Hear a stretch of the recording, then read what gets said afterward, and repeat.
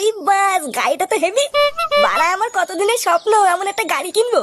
আর বালের একটা বাবা পেয়েছি, কিছুই কিনে দেয় না। এই, গাড়ির কাছে কি রে?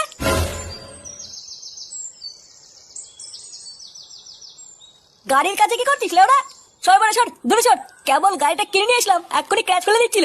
আরে চোদন লালটু, গলায় সোনার চেন, গায়ে জোকারের জামা, নতুন গাড়ি, তো তো চোদনই আলাদা। কোনো লটারি মটারি পেয়েছিস নাকি? হ্যাঁ লেওড়াই লালটু না, কোনো লটারি চোদন না, বুঝলি তো? কি বলছিস?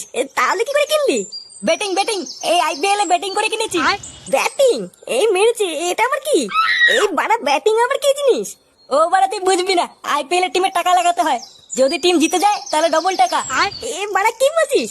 এইভাবে টাকা ইনকাম করা যায়? তো না গেলে কি এত কিছু পোঙা মেরে আসবো নাকি?